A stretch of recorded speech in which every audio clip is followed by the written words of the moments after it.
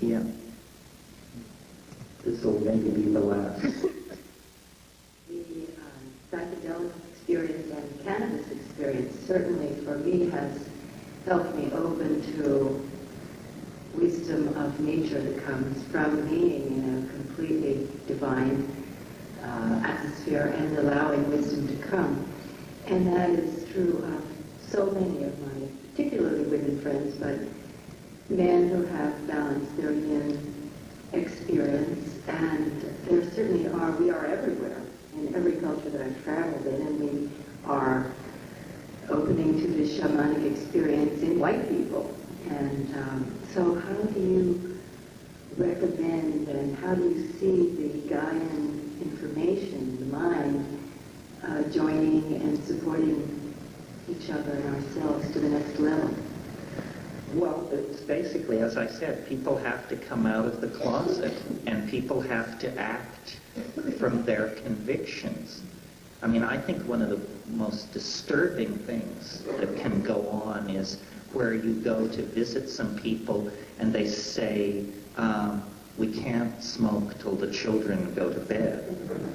This is nuts.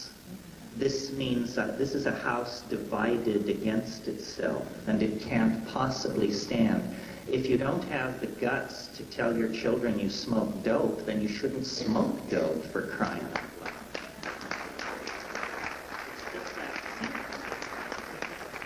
We have to come out of the closet. And I know, it's not easy. People are teachers, people are this, people are that. But on the other hand, what's the payback for being chicken shit? The payback is continued repression, continued manipulation. If you don't claim the right to be able to explore your own mind, then all other rights are potentially to be taken from you. And I think, there are all kinds of stories going around. Potheads can't think straight. People who use drugs don't bathe enough, so forth and so on. This is a kind of ism. It's not sexism, it's not racism, it's dopeism. And, enough of that. We pay our taxes. We hold down top jobs in advertising, publishing, media, entertainment, science, software writing, so forth and so on. And we should have the same respect that is due everybody else in this society. The people who are repressing dope culture have no agenda. They have no plan. Their plan is to keep everybody in a state of semi-anesthesia until the shit hits the fan. That's the only thing they can figure out to do. They don't know how to feed everybody. They don't know how to cure AIDS. They don't know how to depopulate these enormous cities. They don't know how to generate enough electricity for the evolving population. They have no answers. All they have are spin doctors and cosmetics and delay and disinformation. So I do not understand the passivity of people on these issues. The world is slipping through our fingers because we don't have the courage to stand up and halt it. And if we don't have the courage to stand up and halt it, we are voting with the dominators. We are voting with those processes that will make us extinct. These governments, these institutions exist to serve us. It's no big deal to throw down an institution. It's not even a big deal to hang a few dominators. Why are we so polite? Why are we so willing to go along with this shell game?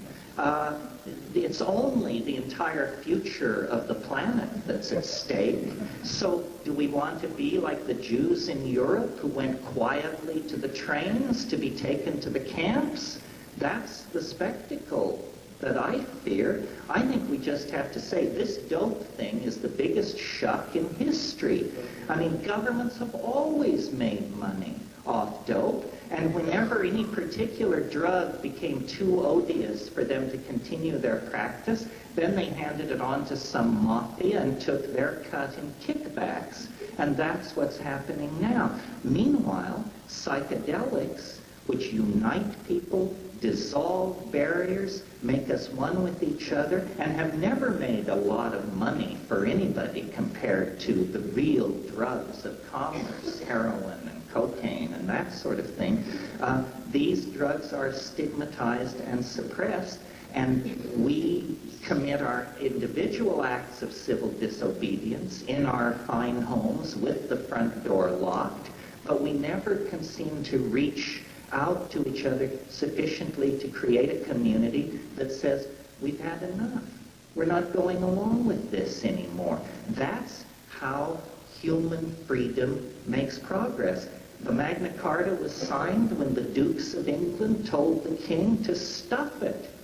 And women got the vote when they demanded it. And black people got respect when they demanded it. And gays found a place in society when they demanded it. And when we insist, then the dialogue will begin, and not until.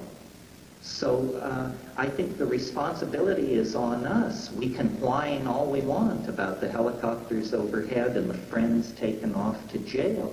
But unless we're willing to stand up and be counted, why don't I have 100 competitors?